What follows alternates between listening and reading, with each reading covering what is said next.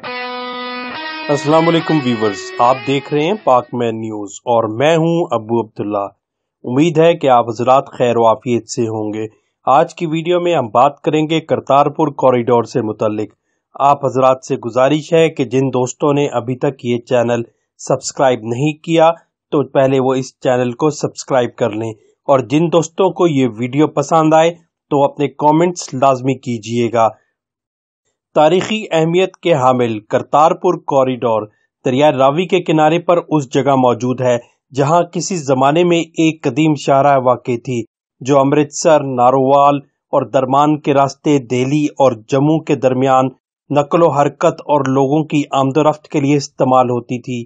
سکھ مذہب کے بانی بابا گرو نانک کے آخری 18 برس کے قیام اور مقبرے کے مقام پر تعمیر شدہ گردوارہ، جو کہ پاکستان کے علاقے تحصیل شکر گڑھ کے ایک چھوٹے سے گاؤں کوٹھے پنڈ میں دریائے راوی کے مغربی جانب واقع ہے، جو بھارت کی سرحد سے محض 3.5 کلومیٹر کے فاصلے پر یعنی 20 سے 30 منٹ کے پیدل راستے پر موجود ہے۔ سکھ مذہب کے روحانی پیشوا گرو نانک، جن کی پیدائش 1499 عیسوی میں ننکانہ صاحب میں ہوئی، وہ 1521 میں تحصیل شکر گڑھ کے اس گاؤں میں تشریف لائے اور اپنی زندگی کے آخری 18 سال انہوں نے اس علاقے میں قیام کیا۔ کہتے ہیں کہ بابا گرو نانک کو سکھ مذہب کے لوگ اپنا گرو اور مسلمان اپنا بزرگ مانتے تھے۔ بابا گرو نانک کا انتقال 22 ستمبر 1539 کو ہوا اور یہیں ان کی قبر تیار کی گئی اور یہیں پر سکھ مذہب کے مطابق ان کی آخری رسومات ادا کی گئیں۔ کرتارپور سکھوں کی سب سے بڑی عقیدت گاہ ہے۔ کرتارپور کوریڈور بننے سے پہلے اسی کرتارپور کی یاترا کے لیے بھارتی سکھ یاتری امرتسر سے لاہور اور پھر لاہور سے نارووال کا 120 کلومیٹر کا لمبا چکر کاٹ کر آتے تھے۔ سکھ کمیونٹی کا بڑے عرصے سے مطالبہ تھا کرتارپور کوریڈور تعمیر کر کے مشرقی اور مغربی پنجاب کے درمیان براہ راست راستہ مہیا کیا جائے۔ گزشتہ برس سب سے پہلے army chief general Qamar Javed Bajwa صاحب نے جب اس کوریڈور پر رضامندی کا اظہار کیا تو پاکستان، بھارت اور دنیا بھر کے سکھوں نے اس اعلان کا زبردست خیر مقدم کیا اور سکھ کمیونٹی میں خوشی کی لہر دوڑ گئی۔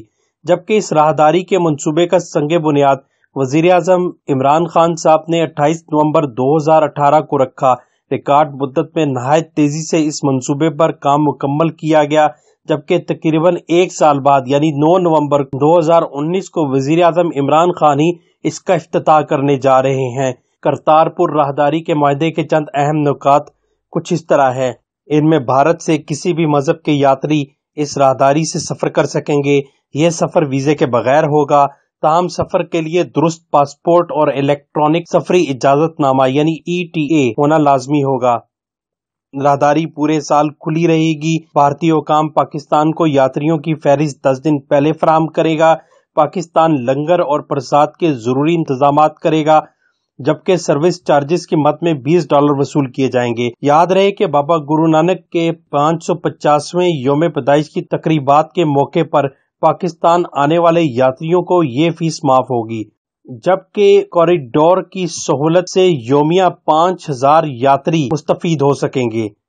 کرتارپور کوریڈور پہنچنے والے یاتریوں کو بس سروس اور لائبریری کی سہولت میسر ہوگی، جبکہ یاتریوں کی خرید و فروخت کے لیے فلاور شاپ اور کیفیٹیریا بھی احاطے میں موجود ہوں گی۔ کرتارپور راہداری کے منصوبے پر بات کرتے ہیں۔ کرتارپور راہداری کا منصوبہ 823 ایکڑ پر محیط ہے، جسے 2 مراحل میں تعمیر کیا جا رہا ہے۔ پہلے مرحلے میں 6.8 کلومیٹر لمبی سڑک اور 800 میٹر لمبا پل جو دریائے راوی پر تعمیر کیا گیا ہے، جبکہ 330 ایکڑ رقبے پر گردوارے کا کمپلیکس تعمیر کیا گیا ہے۔ 13.5 ایکڑ پر محیط بارڈر ٹرمینل بھی بنایا گیا ہے۔ 2.8 کلومیٹر فلوڈ پروٹیکشن بند تعمیر کیا گیا ہے۔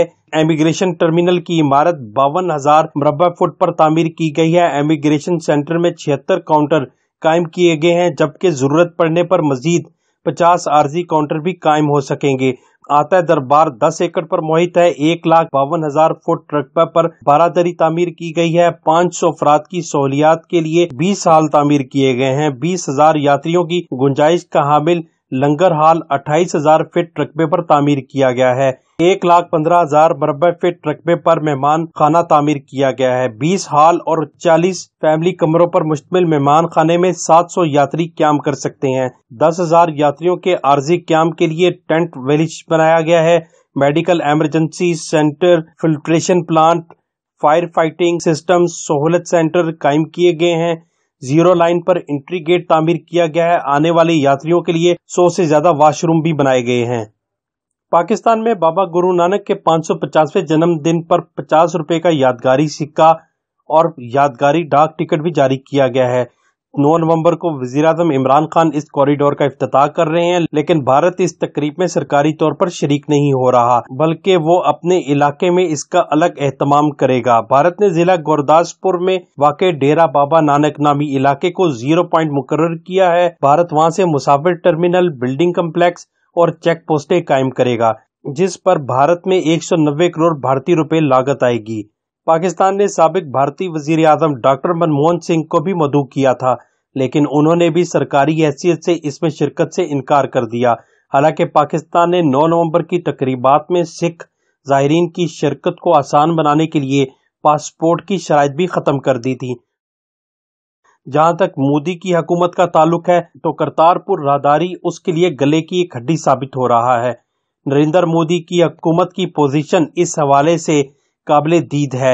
एक तरफ खुद भारत मुतअद्दिद बार माजी में पाकिस्तान से इस कॉरिडोर की तामीर की दरख्वास्त कर चुका था, और जबकि खुद पाकिस्तान ने इसकी तामीर की पेशकश कर दी तो उसके लिए पेशकश को ठुकराना या नजरअंदाज करना मुश्किल हो गया। पहले पहल तो नरेंद्र मोदी की हुकूमत ने पाकिस्तान की पेशकश का बड़ी देर के बाद जवाब दिया, और जब दोनों मुल्कों ने कॉरिडोर की तामीर पर इत्तफाक कर ही लिया तो भारत ने पाकिस्तान पर एतराजात की बारिश कर दी। कभी कहा कि कॉरिडोर की तामीर, देखभाल और इंतजामात के लिए जो पाकिस्तान ने कमेटी तश्कील दी है, पाकिस्तान ने उसमें खालिस्तान तहरीक से ताल्लुक रखने वाले सिखों को क्यों नामजद किया।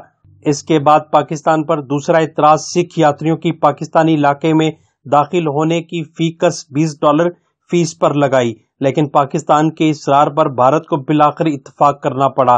बहरहाल जो कुछ भी हो, लेकिन पाकिस्तान के इन अहसन इकदामात की बदौलत करतारपुर राहदारी खोलने पर भारतीय सिखों ने भी कश्मीरी मुसलमानों की तरह अपने घरों में पाकिस्तान के झंडे लहरा दिए हैं। आप देख रहे थे पाकमैन न्यूज। उम्मीद है कि आपको ये वीडियो पसंद आई होगी। मुझे अब इजाजत दीजिए। अल्लाह हाफिज। पाकिस्तान जिंदाबाद।